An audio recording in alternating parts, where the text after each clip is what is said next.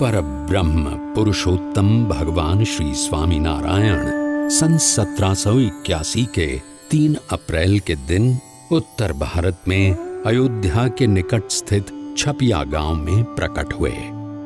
उन्होंने बाल घनश्याम के रूप में अनेक दिव्य लीलाओं से सभर अपने बचपन का कुछ समय छपिया में बिताया और कुछ समय अयोध्या में बिताया। और एक दिन अनंत जीवों के कल्याण हेतु यात्रा करने के लिए उन्होंने रूप धारण किया नीलकंठ वर्णी का। नीलकंठ वर्णी संसार के सारे बंधनों को त्याग कर 29 जून सन 1792 की रात को अयोध्या से निकल पड़े। जीव प्राणी मात्र के कल्याण के लिए शुरू हुई उनकी इस अद्वितीय कल्याण यात्रा के प्रथम लगभग 4 महीनों में उन्होंने अयोध्या से अमरपुर, नैमिषारण्य, बरेली, नारदवन, हरिद्वार, श्रीपुर, गुप्तकाशी, त्रियोगी नारायण और गौरी कुंड आदि स्थानों से होते हुए केदारनाथ की यात्रा की। केदारनाथ से सीधे बद्रीनाथ जाने का अति विकट रास्ता पार करके उन्होंने बद्रीनाथ की यात्रा की और शीत ऋतु में बद्रीनाथ से ज्योतिर्मठ होते हुए नीलकंठ वर्णी मानसरोवर की ओर बढ़ चले।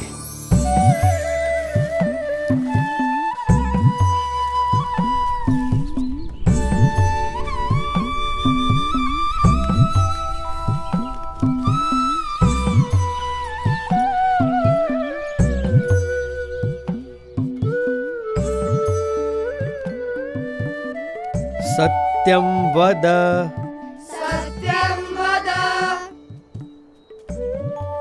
धर्मं चर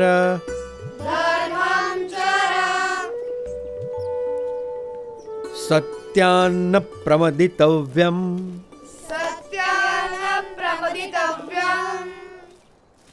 धर्मान्न प्रमदितव्यम्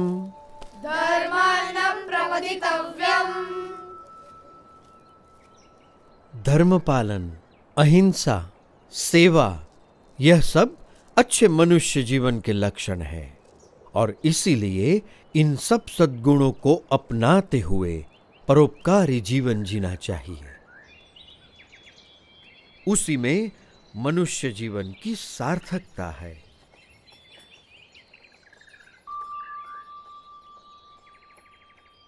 बड़े ध्यान से सब सुन रहे हो। क्या समझ में आ रहा है? कुछ प्रश्न हो तो जरूर पूछना, झिझकना मत।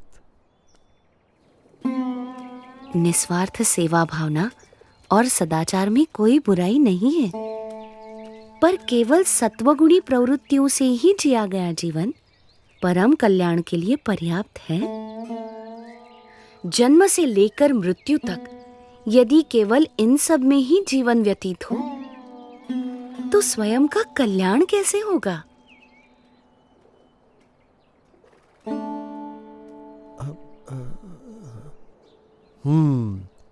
बड़े गुणी लगते हो, विद्याभ्यासी भी लगते हो और तर्क भी बहुत अच्छी तरह से प्रस्तुत कर लेते हो।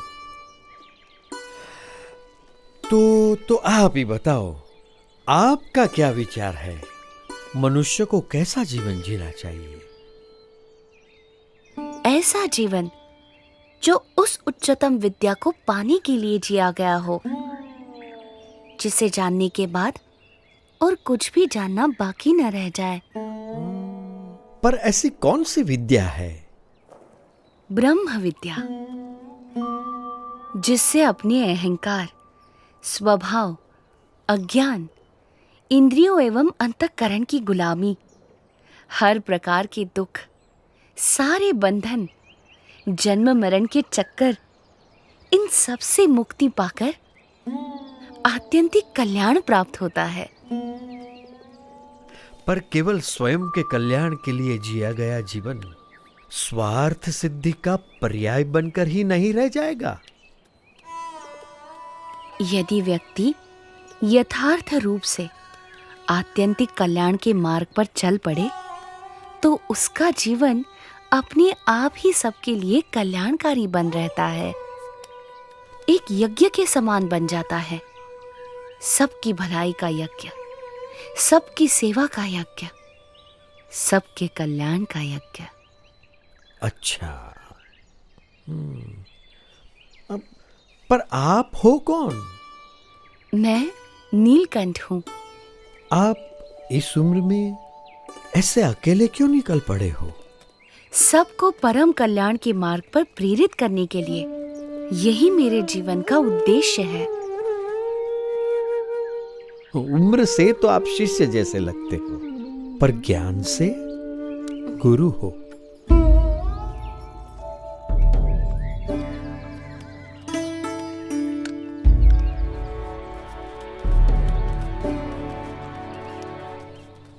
प्रणाम।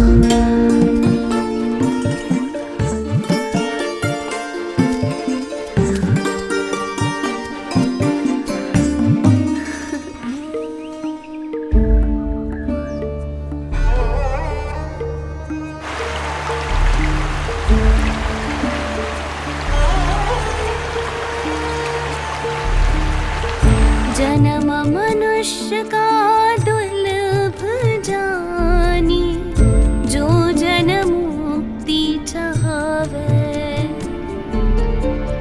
ममारु सम संतन संगे, परम मुक्ति को पावे।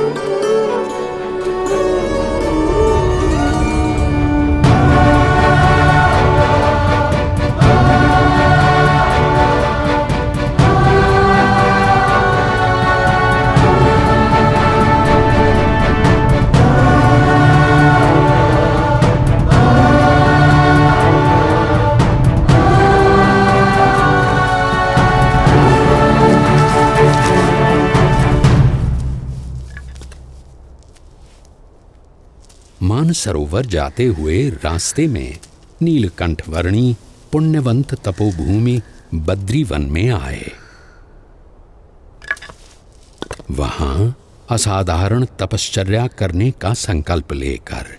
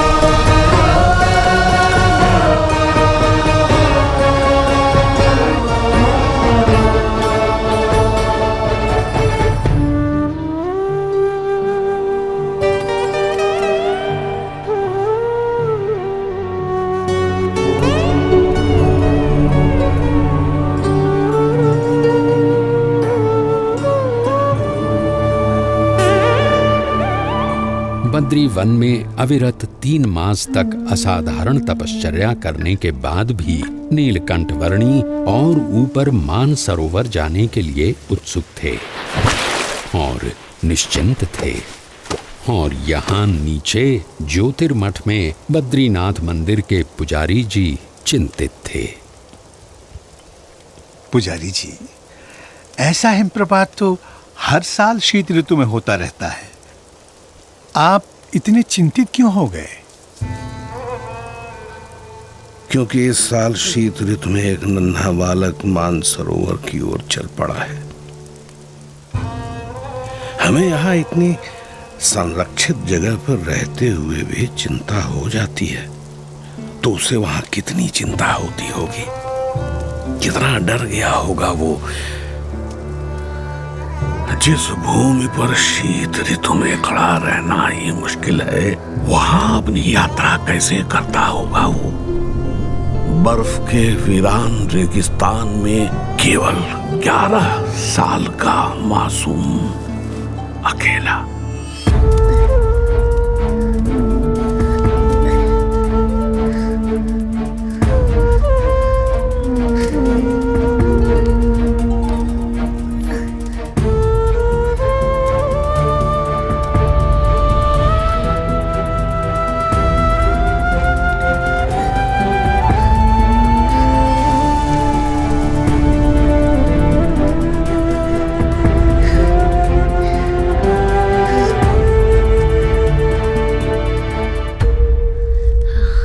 रुके हुए रास्तों से भी मार्ग निकालकर नीलकंठ वर्णी आगे बढ़ रहे थे। जहां ठंड से लड़ते लड़ते सूरज की किरणें भी हार जाती थीं, वैसे बर्फ के रेगिस्तान में सूरज से भी अधिक देदीप्यमान रहते हुए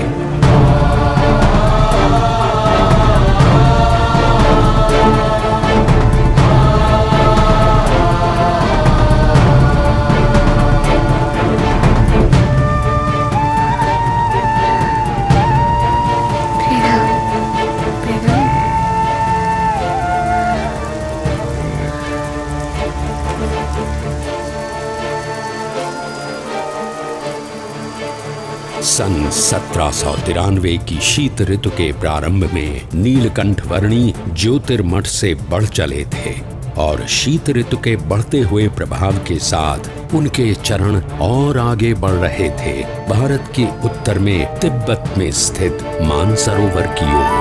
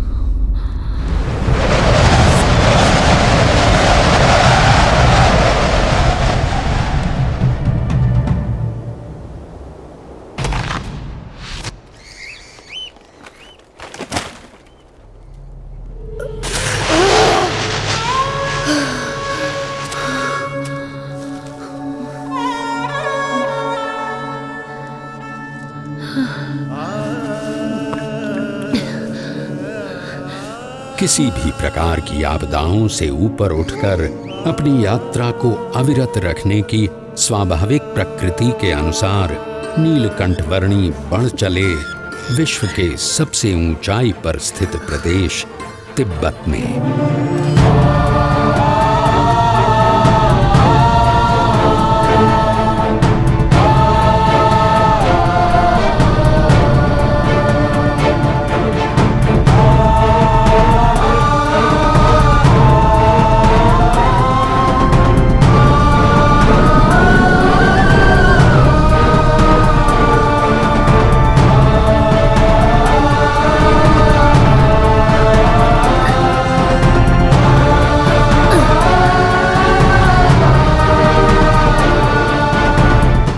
मानो कोई भी विपत्ति ऐसी बनी ही नहीं थी जो नीलकंठवर्णी के सदा आगे बढ़ रहे चरणों को रोकने में समर्थ हो। चाहे वो सफेद बर्फ से प्रतिबिंबित होकर आंखों को चौंधिया देने वाली सूरज की किरणें हों या साक्षात मृत्यु के समान उमड़ते बवंडर।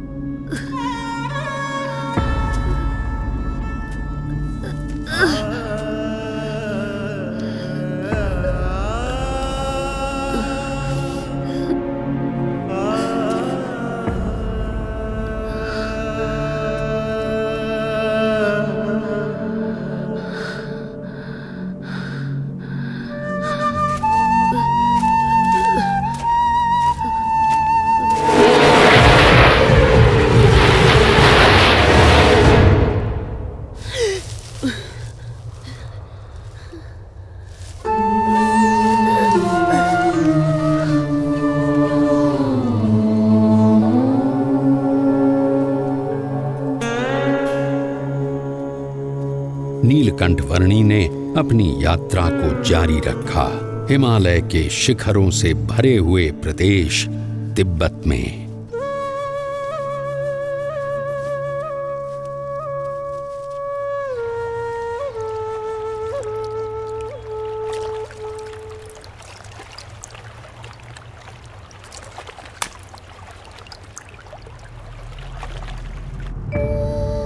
हिमालय के उत्तुंग बर्फीले पर्वतों का विश्व तिब्बत, जिसकी औसतन ऊंचाई 16,000 फीट है और जो विश्व की छत कहलाता है, वहां शीत ऋतु में 0 से नीचे 40 अंश तक के तापमान में नीलकंठवर्णी अकेले मानसरोवर की ओर बढ़ रहे थे।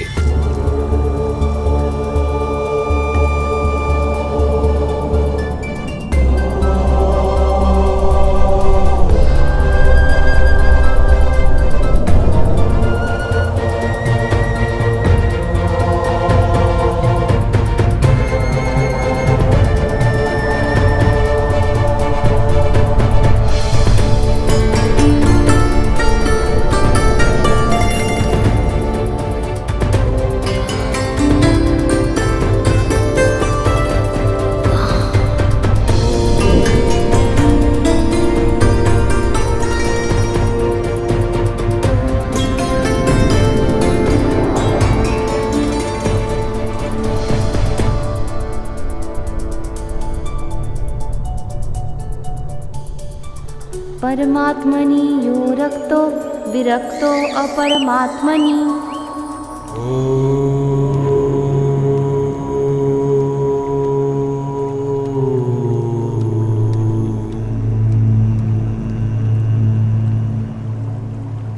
ज्योतिर्मठ से मानसरोवर की यात्रा शुरू करने के लगभग 4 महीनों के समय में नीलकंठवर्णी आ पहुंचे कैलाश पर्वत के निकट स्थित क्षेत्र में।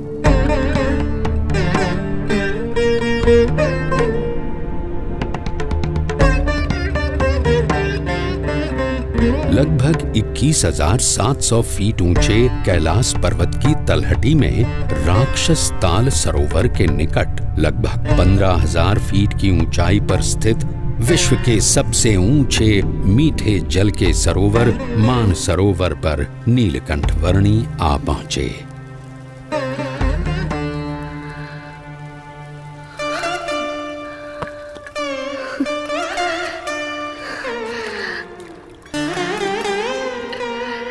मानस क्षेत्र की प्राणघातक शीत ऋतु में नीलकंठ वर्णी ने संकल्प किया लगभग 320 वर्ग किलोमीटर में फैले हुए मानसरोवर की लगभग 88 किलोमीटर लंबी परिक्रमा करने का।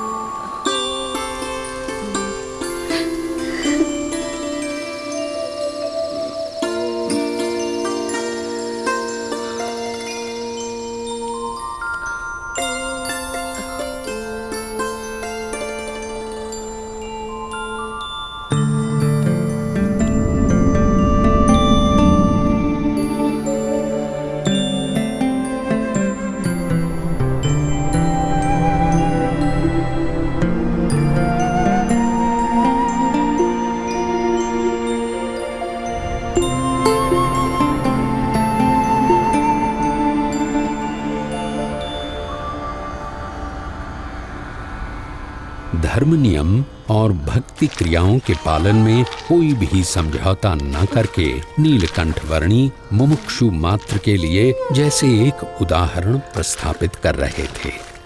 जहां शीत ऋतु में पीने के लिए भी पानी की व्यवस्था उपलब्ध नहीं थी, वहां भी स्नानादिक नित्य नियमों का पालन करते हुए भक्ति पूर्वक नित्य पूजा के नियम को भी दृढ़ रखते हुए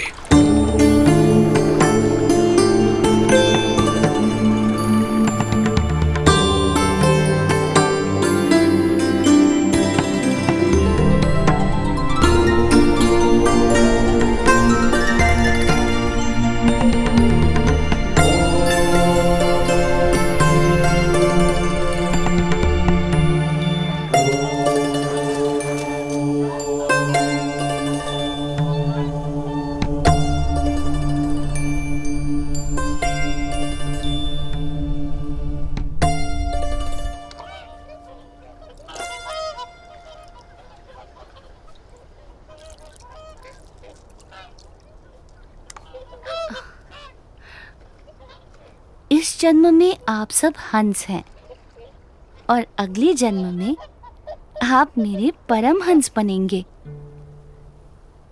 इस जगत में साधुत्व के जो परम विशिष्ट आदर्शों का सृजन होगा, उसका आप सब हिस्सा बनोगे। पश्चिम दिशा में मुमुक्षु मेरी प्रतीक्षा में है। भविष्य में वहां मेरा कार्यक्षेत्र होगा।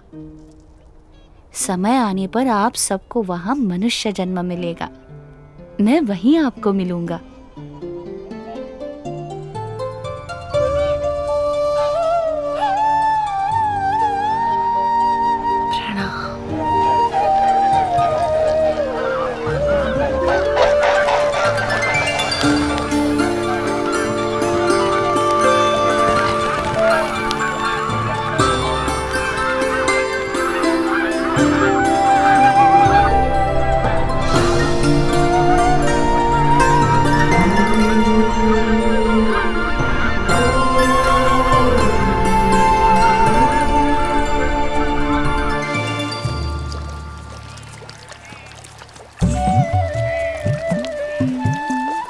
शीत ऋतु तिब्बत प्रदेश में बिताकर नीलकंठ वर्णी पुनः बद्रीनाथ जाने के लिए निकल पड़े।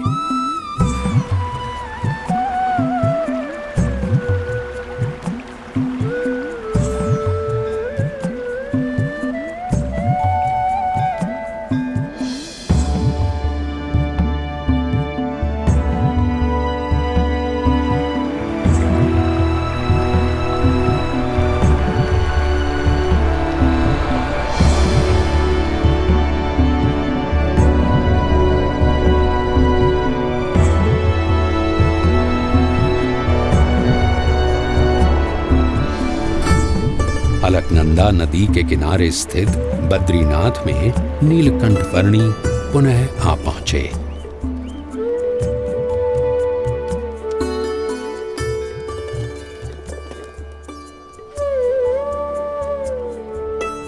जय बद्रीनाथ जी की जय बद्री विशाल, जय बद्री।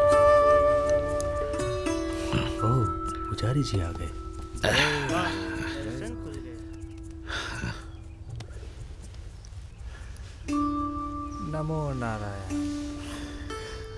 नमो नारायण। जय बद्रीनाथ पुजारी जी।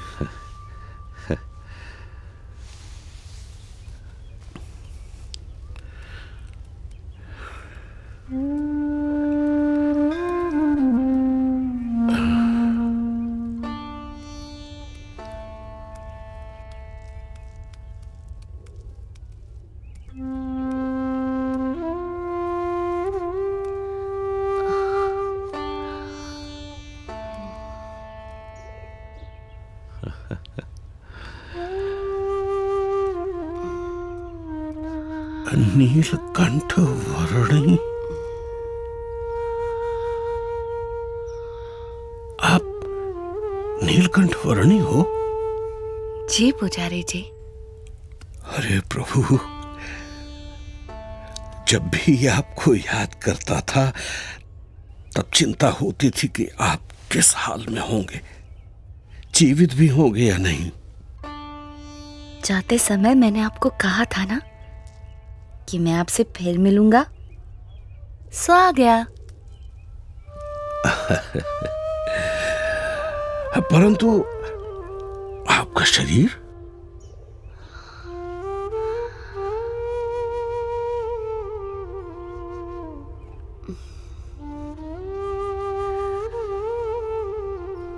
कितना दुबला पतला हो गया है। चलिए, सबसे पहले कुछ अन्न ग्रहण कर लीजिए। आइए प्रभु, पधारिए। यहां से चलिए प्रभु, इस तरफ से पधारिए।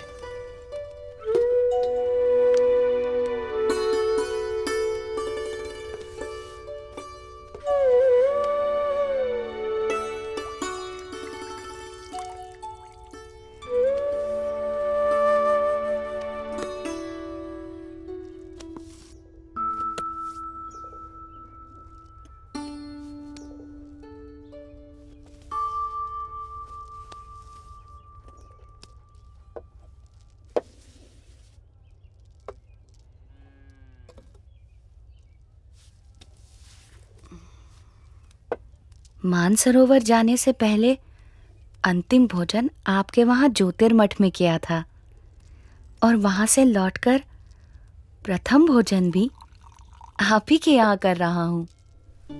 अकल्पनीय। वहां ऊपर 6 महीने तक आप क्या खाकर जीवित रहे? वायु।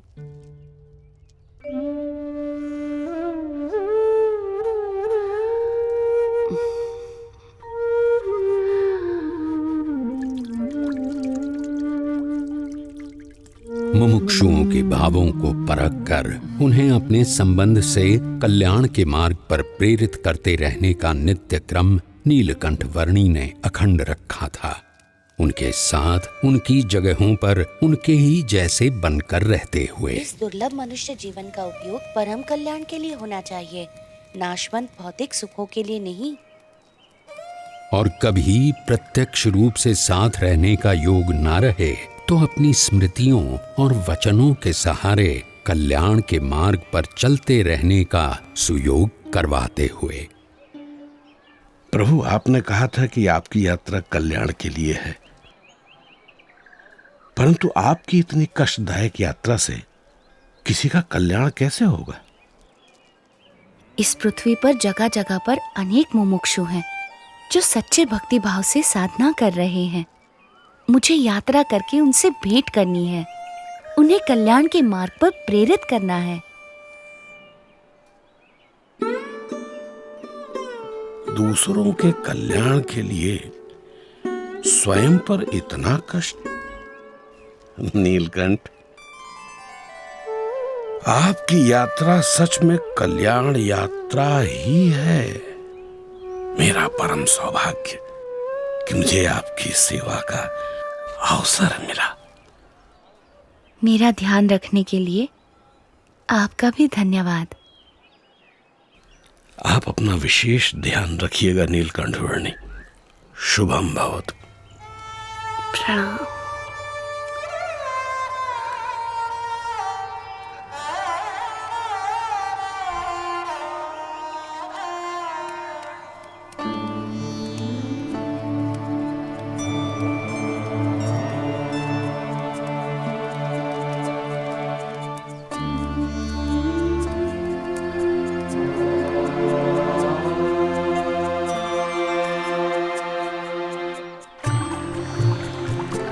गंगा के प्रवाह समान अविरत और गतिशील ऐसी अपनी कल्याण यात्रा में नीलकंठ वर्णी बद्रीनाथ से गंगोत्री जाने के लिए बढ़ चले, और वो भी कोई सीधा सादा रास्ता न चुनते हुए बद्रीनाथ से सीधे गंगोत्री जाने के अति विकट मार्ग पर बर्फ की समाधि जैसे प्रदेश में बर्फ की आंधियों, बर्फ के प्रपातों और बर्फ के तांडवों को पार करते हुए।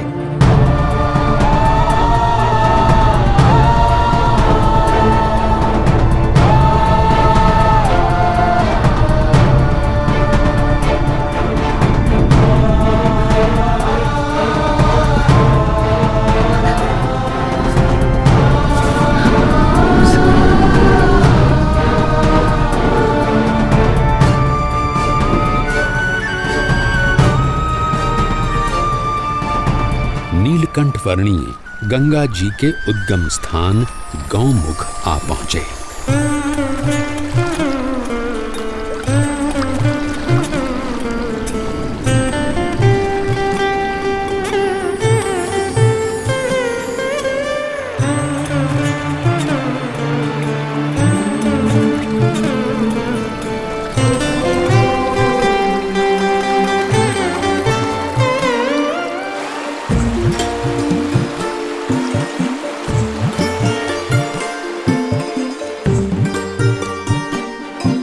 नीलकंठ वर्णी गंगोत्री आ पहुंचे और वहां से हरिद्वार आ पहुंचे। सर्वोत्कृष्ट कल्याण की प्राप्ति के लिए सच्चे गुरु के मार्गदर्शन के अनुसार दुर्लभ मनुष्य देह का उपयोग कर लेना चाहिए।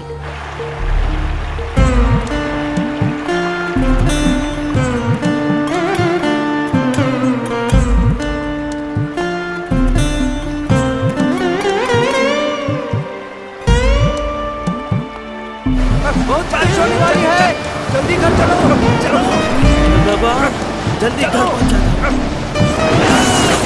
चल भाई चल।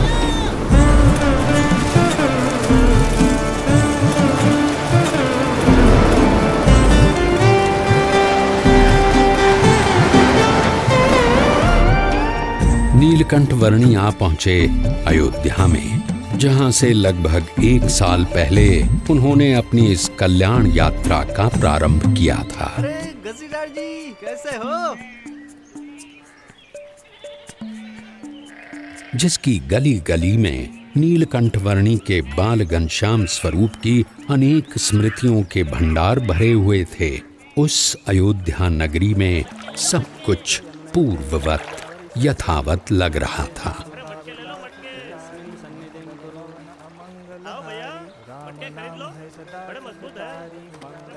अरे भाई इधर उधर मत देखो, काम में ध्यान दो। ये मेरे सर पे रख दो। अब जाओ। क्या सोच में पड़े हो महाराज? हाँ?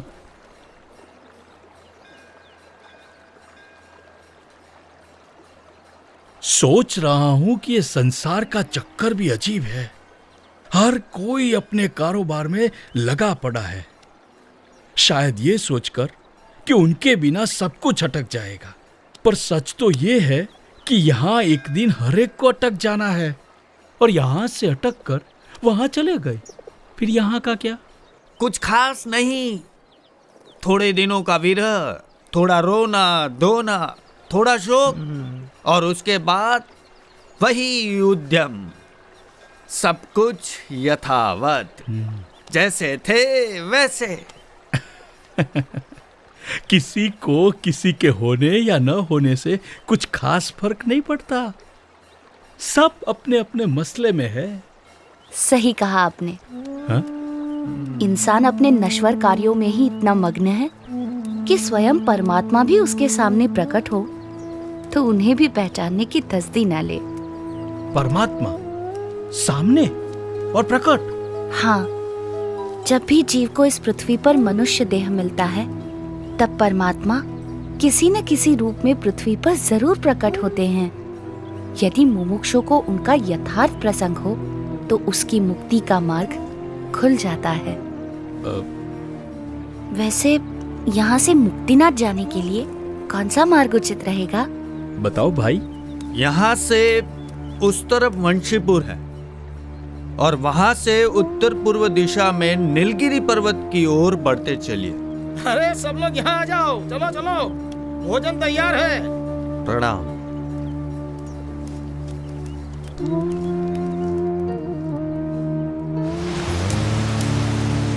नीलकंठ वर्णी ने लगभग 1 साल पहले अयोध्या से अपनी कल्याण यात्रा का प्रारंभ करते हुए सरयू नदी में कूदकर उसे पार करके जाने का मार्ग अपनाया था, और आज अयोध्या से मुक्तिनाथ की ओर जाने के लिए भी उन्होंने वही मार्ग अपनाया।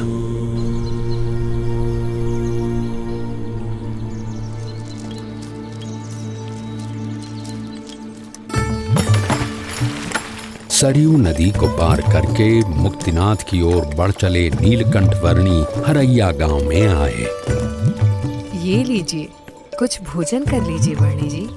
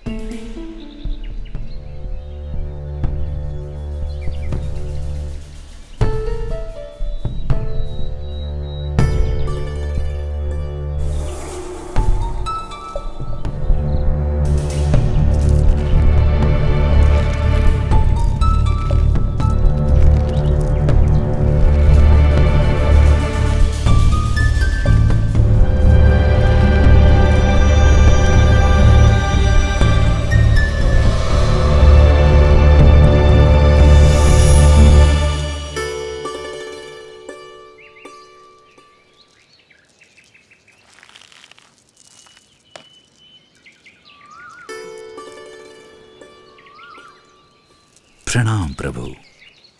बड़ी दिव्य और असाधारण प्रतिभा है आपकी। शायद आप वही है जिनकी भक्ति हम करते हैं, जिनके आशीर्वाद से हमारा राज्य, हमारा संसार चलता है। आपके आगमन से मेरे राज्य की धरती तो पावन हो ही गई है। अब कृपया मेरे राजभवन में पधारकर उसे भी धन्य कीजिए। आपके और आपके परिवार के बलिष्ठ संस्कार हैं, इसीलिए मैं आपके वहां जरूर आऊंगा।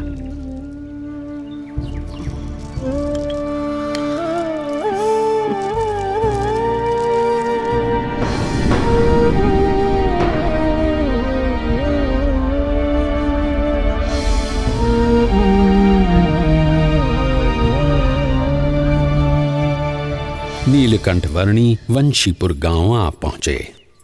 कोई कहियो रे प्रभु आवन की, कोई कहियो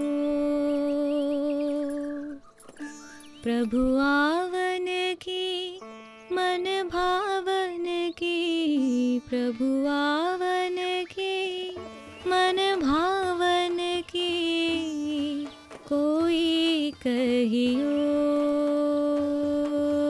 रे प्रभु आवन की, कोई कहियो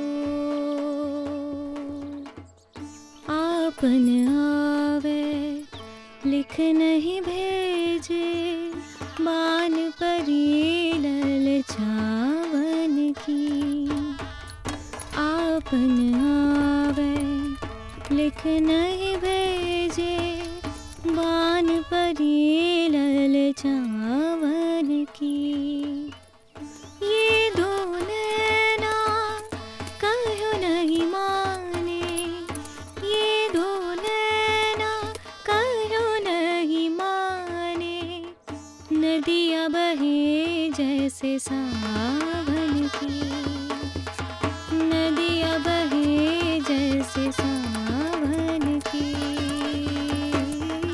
कोई कहियो। ये महाराज पैदल चलकर क्यों आ रहे हैं? हाँ?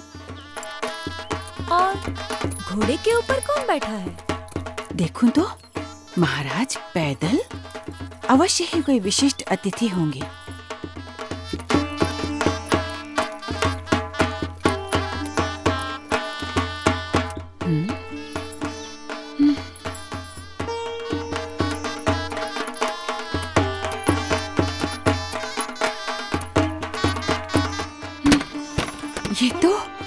ये तो सच में कोई दिव्य व्यक्ति हैं। सब चलो, उनके स्वागत की तैयारी करो। जी महारानी जी।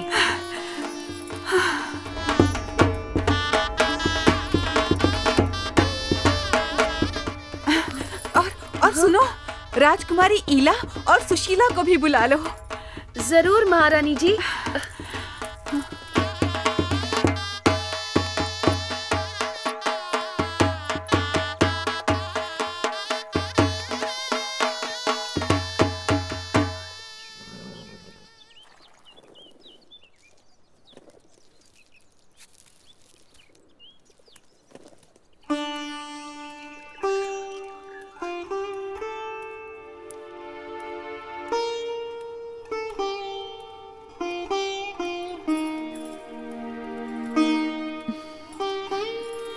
प्रणाम।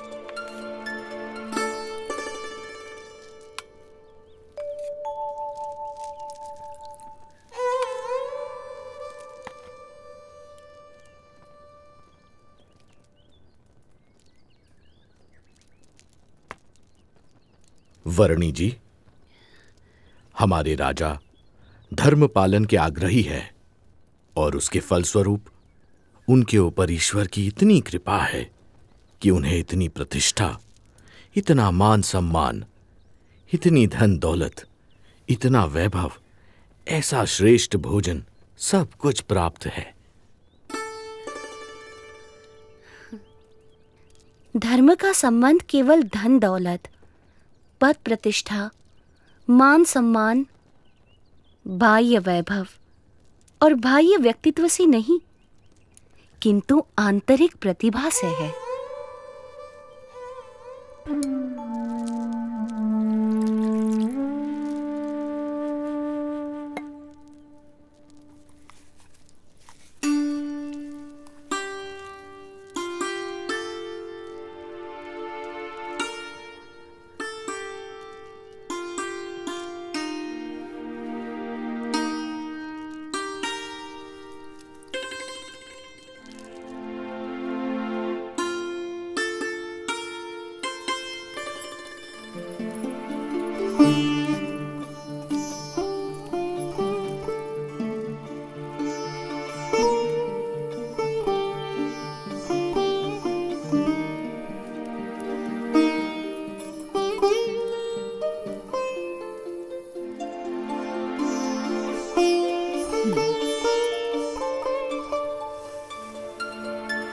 प्रभु, हमारा कोई पुत्र नहीं है।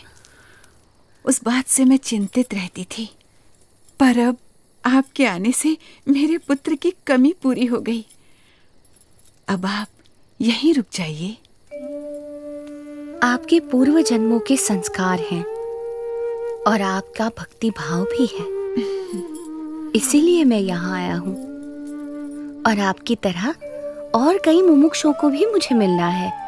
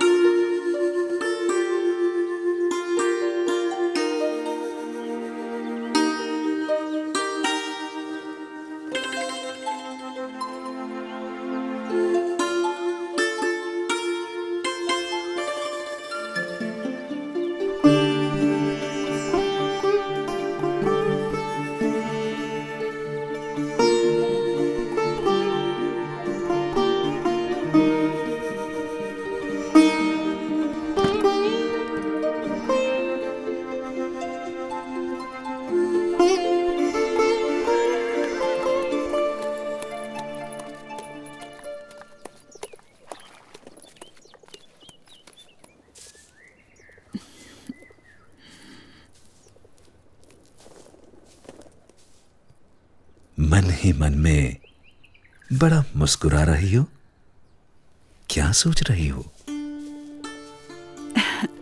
सोच रही हूँ, नीलकंठ वर्णी कितने महान व्यक्ति हैं। सरल जीवन और उच्च विचार। और हमारी ईला और सुशीला भी कितने भक्तिभाव से उनकी सेवा में जुड़ गई हैं।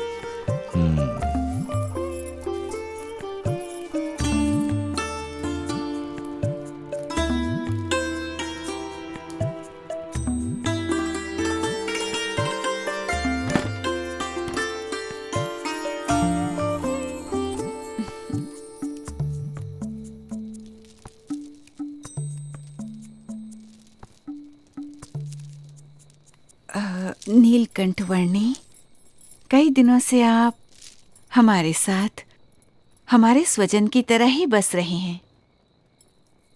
और केवल हम ही नहीं, पर यहाँ छोटा बड़ा हर कोई आपको अपना स्वजन समझने लगा है।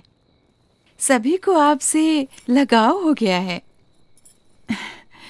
इतने दिनों से आपका जीवन निकट से देखकर हमें प्रतीति है कि आप कोई असाधारण दैवी तत्व हैं, साक्षात परमात्मा हैं। ये सब देखकर मेरे मन में एक विचार आ रहा है कि यदि आप हमेशा के लिए हमारे स्वजन बनकर रह जाएं, तो कितना अच्छा होगा। यदि समझ में आए तो मैं तो हमेशा के लिए सबका स्वजन हूँ, एक सच्चे स्वजन की तरह हमेशा सबके साथ ही रहता हूँ। अब हमारी अपेक्षा है कि हम ये सब कुछ त्याग कर आपके चरणों में न्योछावर करके मोक्ष के काम में ध्यान दें। और हमारी सारी धन दौलत, हमारी सारी संपत्ति, हमारा राज्य और ईला और सुशीला को भी आपको सौंप दें। हमारी पुत्रियों से ब्याह करके हमारा सब कुछ स्वीकार कर लीजिए नीलकंठ।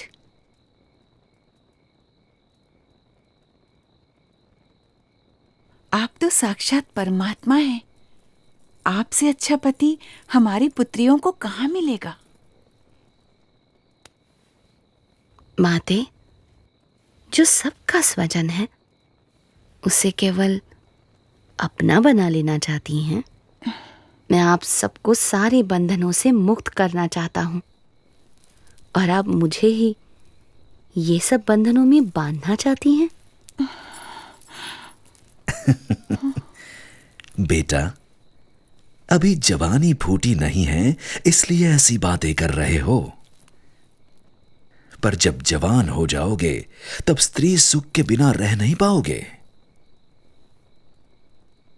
जब स्त्री सुख के लिए तड़पोगे तब एहसास होगा कि ऐसी सुंदर कन्याओं और ऐसे राज्य का प्रस्ताव ठुकरा करके तुमने बहुत बड़ी भूल कर दी। पर तब यह मौका निकल चुका होगा। क्षमा कीजिएगा, पर आप मोह में अंध होकर मुझे जानते हुए भी मेरा असली स्वरूप भूल रहे हैं।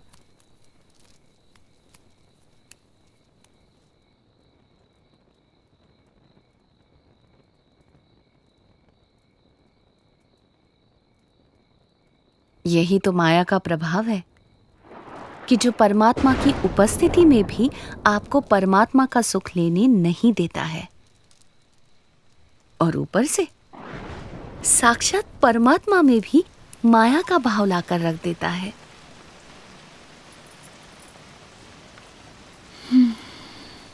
माँ, पिताजी, ये नीलकंठ वर्णी तो निर्लेप है, निर्विकारी है। ये सब मोह माया से परम सुख के दाता स्वयं परमात्मा हैं। वे ऐसे क्षुल्लक लौकिक सुखों में क्यों बंधेंगे? हाँ माँ, मोह से मुक्त होकर और हमारी चिंता छोड़कर नीलकंठ वर्णी की महिमा को अंतर में दृढ़ रखो। हाँ बेटा।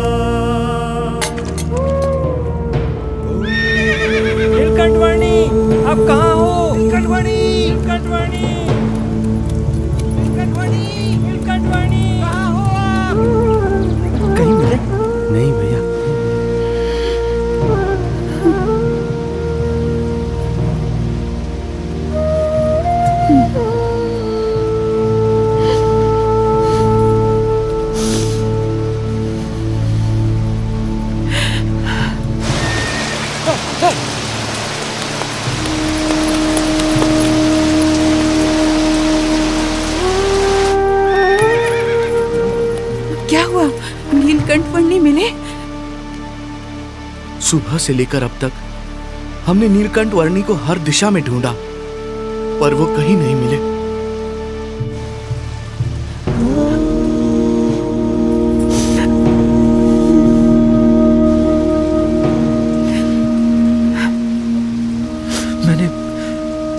मैंने दूर दूर तक ढूंढा, पर नीलकंठ वर्णी नहीं मिले।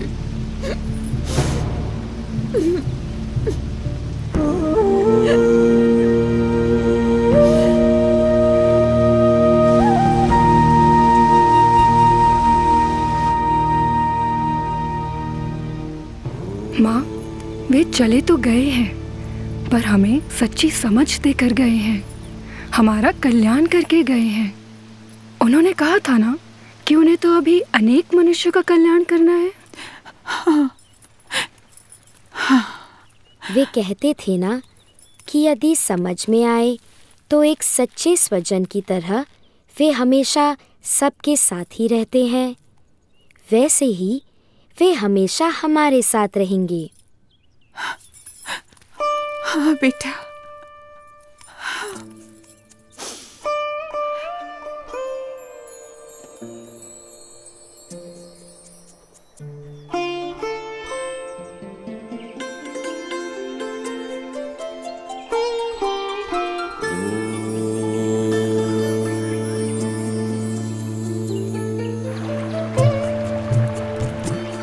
हर एक को हर बंधन से मुक्त करके परम कल्याण के मार्ग पर प्रेरित करने के लिए जिनकी ये कल्याण यात्रा थी, वो नीलकंठवर्णी किसी भी प्रकार के मायिक बंधनों में बंधकर कैसे रह सकते थे।